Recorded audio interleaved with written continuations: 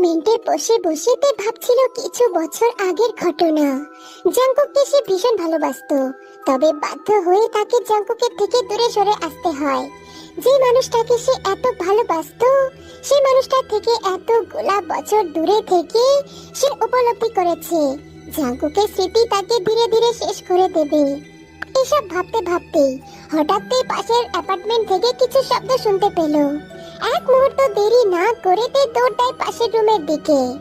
তে যখন তার অ্যাপার্টমেন্টের দরজা খুলল, সে দেখতে পেল পাশে থাকা জাঙ্কুকের রুমের দরজা খোলা রয়েছে। তের হৃদস্পন্দন দ্রুত গতিতে বেড়ে গেল। নিজের আবার কোনো ক্ষতি করে বসলো না তো? ছেলেটাকে দিয়ে একদম বিশ্বাস নাই, না জানি আবার কি করে বসে। মনের মধ্যে হাজার আশঙ্কা নিয়ে রওনা দেয় পাশের রুমের দিকে। রুমে প্রবেশ করতেই ফ্লোরে সমস্ত কিছু এদিক ওদিক দেখে আরো ঘাবড়ে গেল তে। ভিতরে রুমে যেতেই একটা পরিচিত আওয়াজ ভেসে আসলো তের কানে। তুমি এখানে কি করছো? আমার অ্যাপার্টমেন্টে কি করতে এসেছো? তামাশা দেখতে এসেছো? আমি ধীরে ধীরে শেষ হয়ে যাচ্ছি, এসব দেখতে এসেছো? সুঠাম দেহে জাঙ্কুক দাঁড়িয়ে আছে, পরনে শুধু তার একটা ট্রাউজার। জাঙ্কুককে সুস্থ সবলে দেখে তে কিছুটা স্বস্তি পায়। জাঙ্কুক তৎক্ষণাৎ থেকে ওয়ালে পিন করে, এক হাতে তের মুখ চেপে ধরে এবং অন্য হাত রাখে মাথায়। তুমি একজন এঙ্গেজ মেয়ে হয়ে এই সময় একজন প্রাপ্তবয়স্ক পুরুষের অ্যাপার্টমেন্টে কি করছো? কেন কেন এসেছো? তোমার ওই হবু বর, বোগাম না কি জানো নাম, সে জানতে পারলে তো বিয়ে ভেঙে দেবে। তখন তোমাকে আমার কাছে আসতে হবে। আর এমনিতেও আমি ছাড়া তোমার কোথাও যাওয়ার জায়গা নেই। তোমার শেষ ভরসা একমাত্র আমি। তে পাত্তা দিল না, জাঙ্কুকের কথা পুরোপুরি ইগনোর করলো। সে এদিক ওদিক চোখ নিয়ে কি একটা খুঁজতে লাগলো। আপনার আপনার রুম থেকে এত শব্দ আসছিল কেন? কি করছিলেন আপনি রুমে? তাতে তোমার তো কিছু যায় আসার কথা না। আমি একজন পরপুরুষ, হবু স্বামী রেখে এভাবে একটা পুরুষের রুমে আসা মোটেও শোভা পায় না মিস্তে। ঠিক আছে, আমি চলে যাচ্ছি। বলে চলে যেতে নিলে জাঙ্কুক আবারও তেকে নিজের দিকে ঘোরায়। তুই কি ভুলে যাচ্ছিস তে? আমি একজন মাফিয়া। আমার সামনে এসব দেমাগ দেখানোর ন্যূনতম সাহসটুকু করবি না। ভালোবাসি বলেই তোর যত সব জেদ সহ্য করি। এমন কিছু করিস না যাতে আমার ধৈর্যের বাঁধ ভেঙে যায়। বলতেই বলতেই জাঙ্কুকের হাত আরো নিচে নামতে থাকে। তে এমন স্পর্শে আড়ষ্ট হয়ে ওঠে।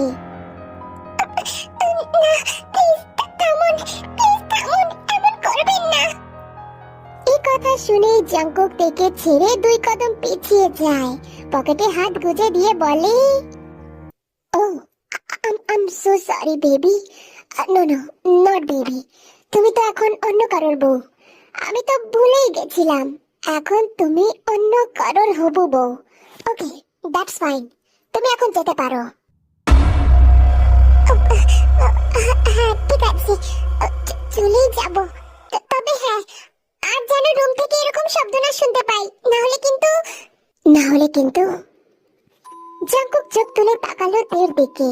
এক পা করে এগিয়ে আস্তে আস্তে বলল, তোমার কি মনে হচ্ছে না তে, তুমি আমার ব্যাপারে একটু বেশি ভাবছো? Why are you thinking so much? আমাকে যে ভালোবাসে না, সে কেন আমার এত খবর নিচ্ছে? Why miss te, why?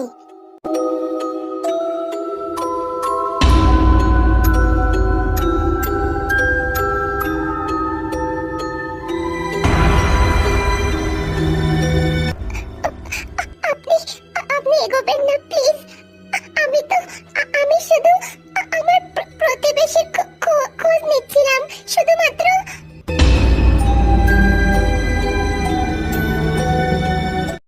ও আচ্ছা, ঠিক আছে, শুনে ভালো লাগলো।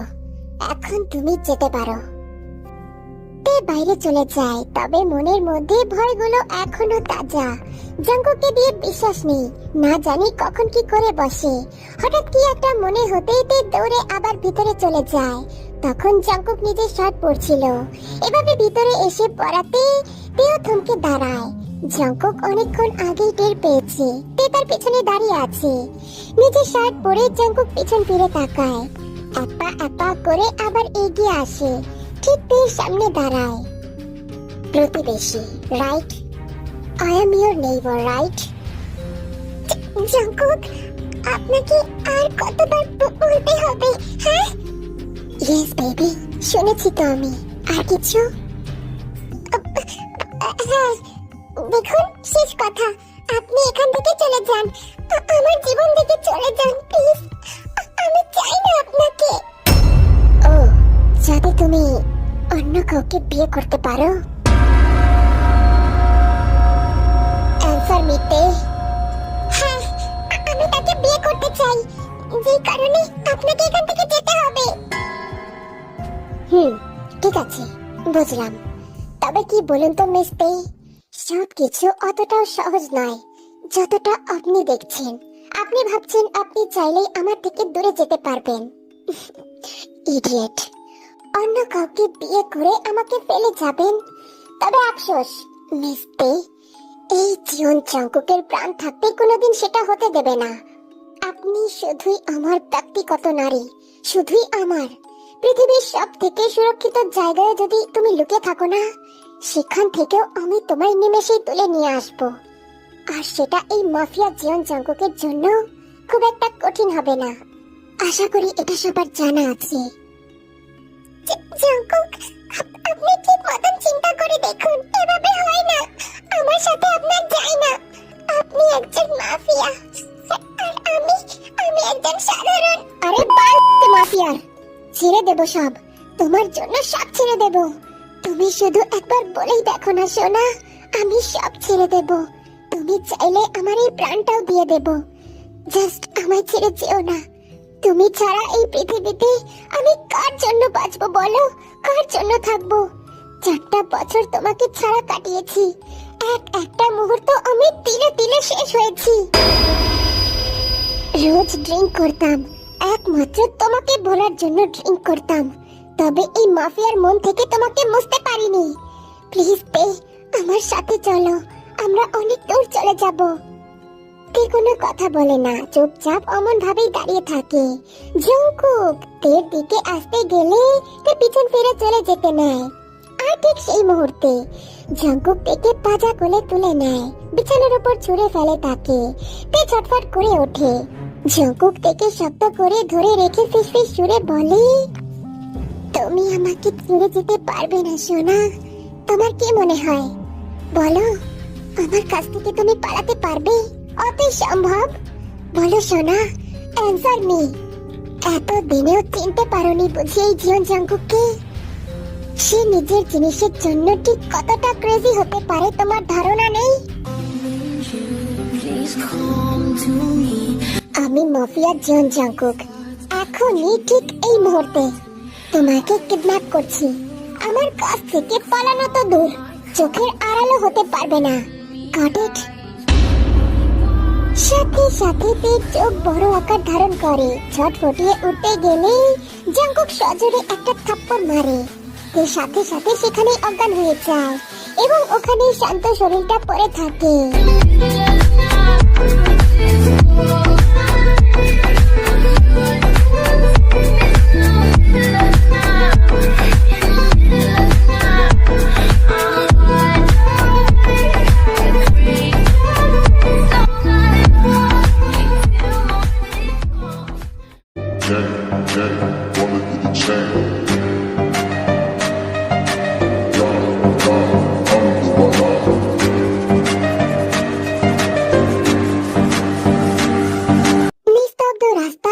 করে কালো গাড়িটা দ্রুত গতিতে ছুটে চলেছে। জঙ্কুক তেকে তার গাড়িতে তুলে নিয়ে গাড়ি চালিয়ে কোথাও একটা যাচ্ছে। এক হাত স্টিয়ারিং এ রেখে অন্য হাত দিয়ে শক্ত করে তেকে ধরে রেখেছে। সে আপাতত অজ্ঞান অবস্থায় আছে, তাই তে কিছু বুঝতে পারে নাই। মুসানি লুকিয়ে থাকা সুবিশাল গেটের দিকে গাড়িটা এগিয়ে আসতে তের জ্ঞান ফিরল। হতবাক হয়ে সামনে তাকায়। চেনা পরিচিত মুখ দেখে সে কিছুক্ষণ তাকিয়ে থাকে সেই দিকে। যখনই বুঝতে পারলো তখনই তপ করে উঠে পড়লো। তবে জাঙ্কুকের হাতের কারণে কোল থেকে নামতে পারলো না। জানি মান, এভাবে নড়াচড়া করে না সোনা, ডিস্টার্ব হচ্ছে আমার। স্থির বসে রইল, তার মন ছটফট করছে। জাঙ্কুক তাকে কোথায় নিয়ে যাচ্ছে? লতা গুল্মে ঘেরা অট্টালিকাটি ছিল বিশাল বড়, প্রায় ভুতুরে ভাইব দিচ্ছে। বড় বড় পাথরের দেওয়াল আর জানলাগুলো এত উঁচু ছিল যে সেগুলো দেখে মনে হচ্ছিল যেন চোখ দিয়ে তার প্রতিটি নড়াচড়া পর্যবেক্ষণ করছে তারা। জীবন্ত অবয়বের মতো লাগছে। গাড়িটা থামতেই জাঙ্কুক তাকে নিয়ে গাড়ি থেকে নেমে এলো। জাঙ্কুক, এটা কি? এটা কোথায় নিয়ে এসেছেন আমাকে? এমন এক জায়গা যেখানে কেউ তোমাকে আমার কাছ থেকে কেড়ে নিতে পারবে না সোনা। নিশালো কণ্ঠে জাঙ্কুকের কণ্ঠস্বর শুনে তের শির দ্বারা দিয়ে একটা ঠান্ডা বাতাস বয়ে গেল। ভয় নয়, বরং সে যে কতটা গভীর ভাবে তলিয়ে যাচ্ছে তা উপলব্ধি করলো। জাঙ্কুক তাকে অমন ভাবে ভেতরে নিয়ে যায়।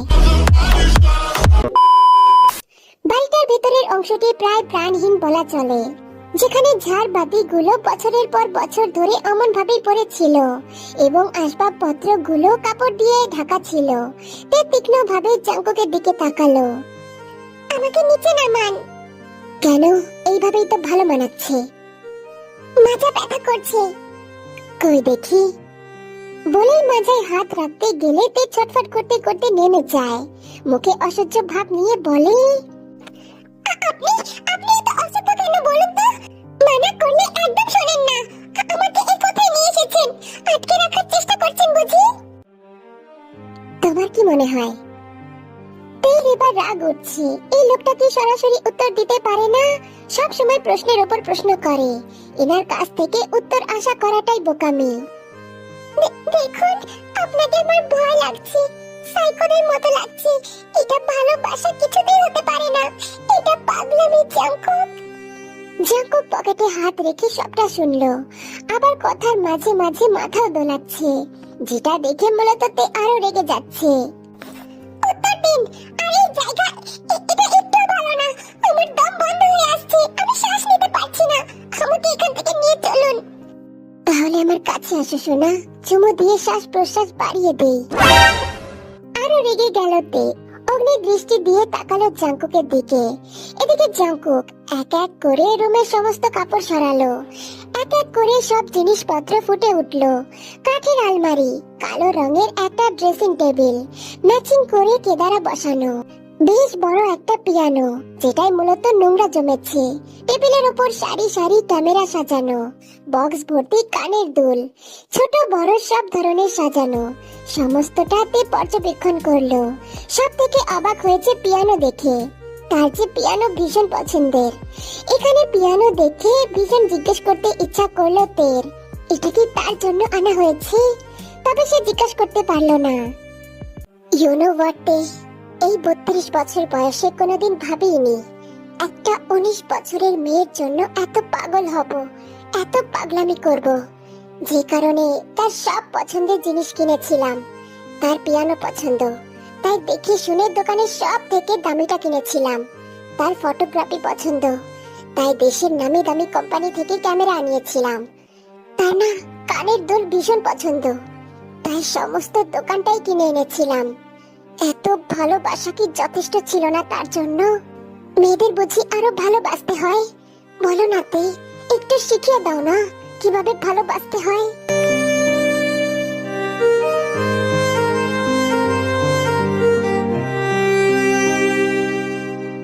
তের চোখের কোণে অশ্রুবিন্দু ফুটে উঠলো।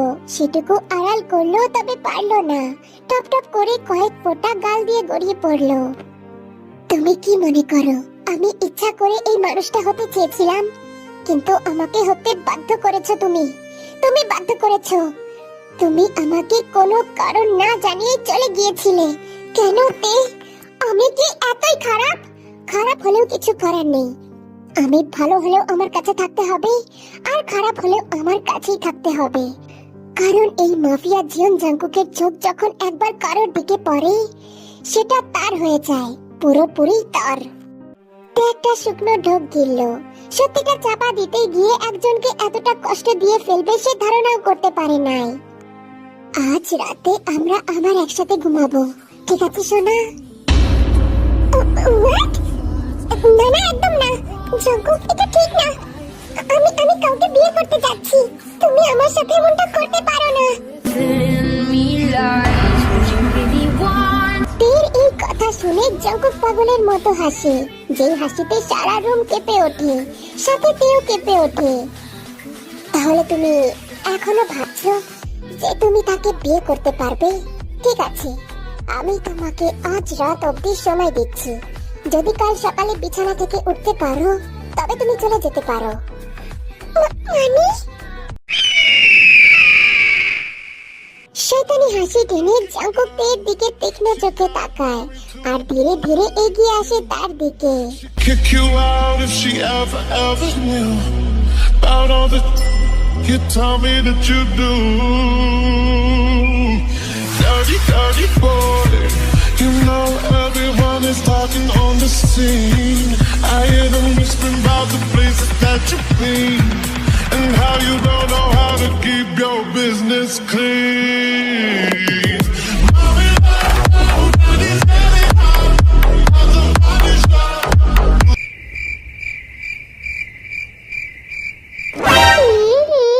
খুব ভালো লাগতেছে তাই না? হ্যাঁ, আচ্ছা ঠিক আছে, সিন কাট। ওসব রান্নাবাটি দেখতে নাই, তোমরা না ভালো মানুষ, ওইসব দেখতে নাই সোনারা। ইস ইস, লজ্জা লজ্জা, ছি ছি ছি ছি।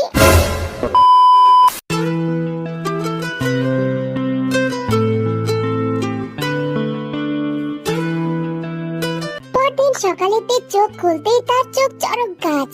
জঙ্কুক তার বিছানার সামনে সোফার ওপর পায়ে পা তুলে বসে আছে আর তার দিকে তাকিয়ে আছে পলকহীন দৃষ্টিতে। গুড মর্নিং সোনা। অনেকদিন হয়ে গেছে আমি তোমাকে এভাবে ঘুমাতে দেখি নাই। I really missing it a lot. Jungkook, আমি বাড়ি যাব। তুমি অলরেডি বাড়িতেই আছো ডার্লিং, এটাই তোমার আসল বাড়ি। এন্ড হ্যাঁ, আমি একটা মিটিং এ যাচ্ছি আর এতে ঘন্টা খানেক সময় লাগতে পারে। বাসা থেকে এক পাও বাইরে বের হবে না। আর আমি যদি শুনতে পারি না তুমি বাসা থেকে বের হয়েছো তাহলে কিন্তু ওইখান থেকে ফিরেই তোমাকে গট ইট? আর যদি পালানোর চেষ্টা করো তাহলে পরের বার এমন হাল করব কথা বলার শক্তিটুকু পাবে না। ওকে সোনা, লাভ ইউ বউ, এখন আসছি, বাই।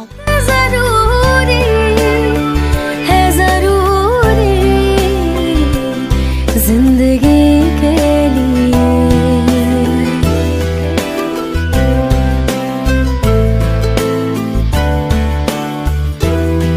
জঙ্কুক মিটিং এ চলে যাওয়ার পর তে গ্রিন হাউসের কাছের বাগানটায় হাঁটছিল। জঙ্কুক তাকে বারণ করেছিল, তবে কে শোনে কার কথা? সে তো আর বাইরে যাচ্ছে না, সে তো শুধু বাগানে হাঁটছে। যতই হোক সে তো আর কম জেদি না। না, সে পালাবে না, কারণ তে জানে পালিয়ে কোনো লাভ নেই। জঙ্কুক আবার যে করেই হোক তাকে ঠিক তুলে আনবে। তাই এবার সে হাল ছেড়ে দিয়েছে। কে কি বলবে সেসব চিন্তা মাথা থেকে ঝেড়ে ফেলেছে। জঙ্কুক সাথে থাকলে কেউ তার কিছু করতে পারবে না, আর না জঙ্কুকের কিছু হতে দেবে সে। তে উপলব্ধি করেছে সেও জঙ্কুককে ভীষণ পরিমাণে ভালোবাসে। জঙ্কুক যেমন তার জন্য সাইকো, ঠিক তেমনই তেও তার জন্য সাইকো হতেও রাজি। এমন সময় তে তার পিছনে ধীর সতর্ক পায়ের শব্দ শুনতে পেল। তে ঘুরে দাঁড়াতেই শ্বাস গলায় আটকে গেল। জঙ্কুকের বাবা তার সামনে দাঁড়িয়ে আছে, পরনে কালো কোট, মুখে রাগের আভাস স্পষ্টরত, চোখগুলো শীতের মতো শীতল ও নিষ্পাপ। আপনি আপনি এখানে আপনি এখানে কি করছেন? আমি তোমাকে একবার সতর্ক করেছিলাম না, কিন্তু তুমি তাও শুনলে না। জঙ্কুককে কি জীবিত দেখার ইচ্ছা নাই? আমি জানি তোমাকে কিভাবে বোঝাতে হয়। জঙ্কুকের বাবা তার কোটের নিচ থেকে পড়ল, তের দিকে তাক করে বলল, আমি তোমাকে কি বলেছিলাম? কথা বুঝতে পারো না নাকি কথা কানে যায় না? জঙ্কুকের থেকে দূরে থাকতে বলেছিলাম। তোমার জন্য ও মাফিয়া জগৎ ছেড়ে তোমার পিছন পিছন ঘুরে বেড়ায়। আমার এত দিনের গড়ে তোলা মাফিয়া রাজ্য তোমার মতো সামান্য একটা মেয়ের জন্য আমি কখনোই নষ্ট হতে দেব না। বলা মাত্র মাত্রই মিস্টার জিওন এলো তের দিকে।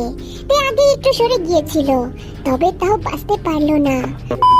ঠিক তার গিয়ে লেগেছে। তের চিৎকারটা তার গলাতেই মিলিয়ে গেল। ছটফট করতে করতে শান্ত দেহটা লুটিয়ে পড়লো মাটিতে। জাঙ্কুকের বাবা এগিয়ে এসে পা দিয়ে তের শরীর স্পর্শ করলো। তুমি তাকে দুর্বল করে দিয়েছো। আমি তাকে শূন্য থেকে গড়ে তুলেছিলাম, আর আমি কোনো নারীকে আমার সারা জীবনের গড়া ভিটে ভেঙে ফেলতে দেব না। No never. জাঙ্কুক যখন তার মিটিং এর জন্য রওনা দিয়েছিল, তখন তার ফোনে একটি অপরিচিত ব্যক্তির উপস্থিতি সম্পর্কে সতর্ক বার্তা আসে। তার বাংলায় নিরাপত্তা সেন্সর গুলো সক্রিয় হয়ে গিয়েছিল। তৎক্ষণাৎ জাঙ্কুক তার গাড়িটি ঘুরিয়ে নিয়েছিল। তার মনের ভেতর আতঙ্ক দানা বাঁধছিল। উল্লেখটা শোনা মাত্রই গাড়িটা পুরোপুরি থামার আগে সে গাড়ি থেকে লাফ দিয়ে নেমে গেল এবং বাগানের যে সাইড থেকে অ্যালার্মটা এসেছিল সেদিকে দৌড়ে গেল। আর তখনই সে তার বাবার কণ্ঠস্বর শুনতে পেল। তবে একটা ব্যাপারে আমি ভীষণ খুশি যে তুমি তাকে বলনি আমি তোমাকে তাকে ছেড়ে দেওয়ার কথা বলেছিলাম। আমি বাধ্য করেছিলাম তুমি যাতে জাঙ্কুকের জীবন থেকে চলে যাও, নাহলে তোমাকে আর ওই জাঙ্কুককে দুটোকেই শেষ করে দেব।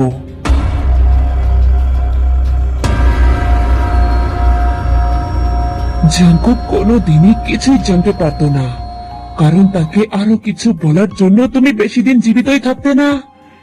So now it's time to say good bye girl. ওপরে ভালো থেকো। আল্লাহ হাফিজ। জাঙ্কুকের শরীর বরফের ন্যায় ঠান্ডা হয়ে গেল। সে বাগানের ঝোপ ঠেলে ভেতরে ঢুকলো।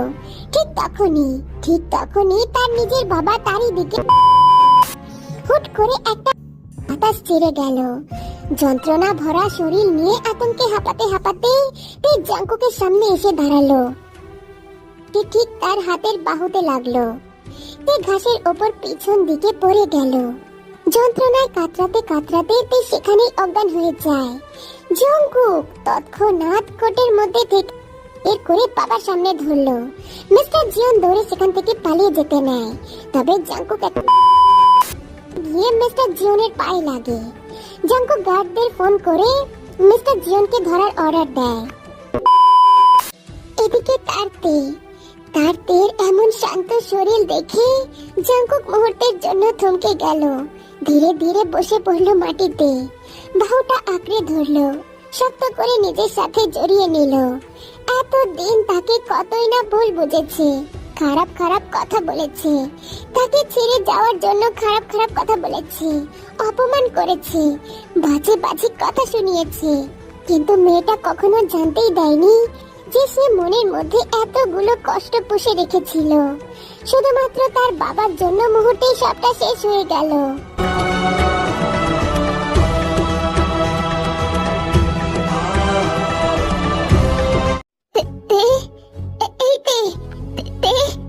এই সোনা, কথা বল না, তাকা না আমার দিকে। এভাবে আমাকে ছেড়ে যাস না সোনা, আমি কি নিয়ে বাঁচবো? আমি বাঁচবো না তে। 4টা বছর কষ্ট দিয়েছিস, আর কত কষ্ট দিবি? তোর কি মনে হয় মাফিয়া বলে কি আমার কষ্ট হয় না? এই বেয়াদব, চুপ করে আছিস কেন? কথা বল না তে। দেখ এখন কি তোমার রাগ উঠছে? উঠতে বললাম তো তে, উঠ সোনা। এমন ভাবে চুপ করে থাকিস না, প্লিজ সোনা, কথা বল। কিন্তু আফসোস, নিস্তব্ধ শরীরটা একটু নড়ে না।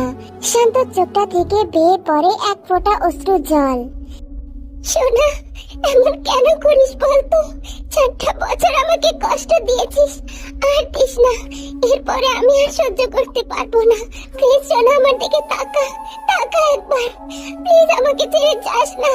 এই তে, তাকা না।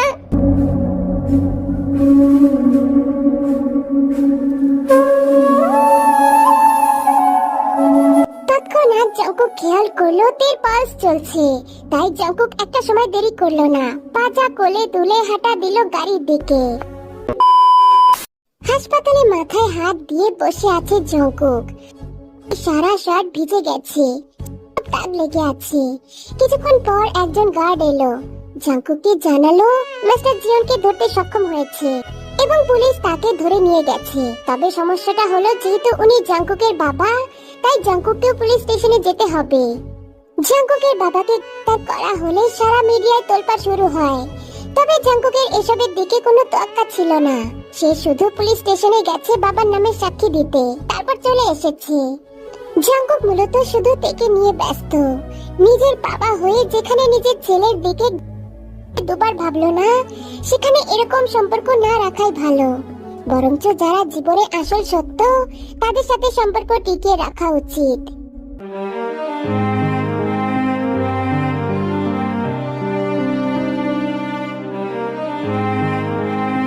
সেই রাতে হাসপাতালে তের বেডের পাশে বসে থেকে জাংকুক তের হাতের ওপর হাত রেখে ফিসফিস কণ্ঠে বলল, থ্যাংক ইউ সো মাচ তে, তুমি আমাকে ওনার মতো হওয়ার থেকে বাঁচিয়ে দিয়েছো। যে নিজের ছেলেরই ক্ষতি চায়, সে কোনোদিন একজন ভালো বাবা হতে পারবে না, কিছুতেই না। তে, আমি অনেক খারাপ তাই না? আমি স্বীকার করছি তো সোনা, এই জীবন জাংকুক অনেক খারাপ। তবে সে তোমাকে কথা দিচ্ছে, এই দেহে প্রাণ থাকতে তোমার কিছু হতে দেবে না, আই প্রমিস। ফিসফিস করে কথাগুলো বলল জাংকুক। তের জ্ঞান ফিরেছে। আজ 5 দিন পর তার জ্ঞান ফিরেছে। জান, আমি অনেক ভয় পেয়ে গেছিলাম। এরকম হার্ট অ্যাটাক কেন দাও বলো তো? না জানি তোমার এই পাগলামির কারণে এই বুড়ো বয়সে কোনোদিন আমি উপরে চলে যাব। মাঝে মাঝে এরকম ঝটকা খাওয়া ভালো। চুপ বেয়াদব মেয়ে, কে বলেছে সামনের উপর আসতে? আমি না আসলে আজ আমার জায়গায় আপনি শুয়ে থাকতেন, আর আমি আপনার জায়গায় বসে কান্না করতাম। আর আমার অত কান্না করার ইচ্ছা নেই। এমনিতেই 4 বছর অনেক কান্না করেছি। সব শুনেছি।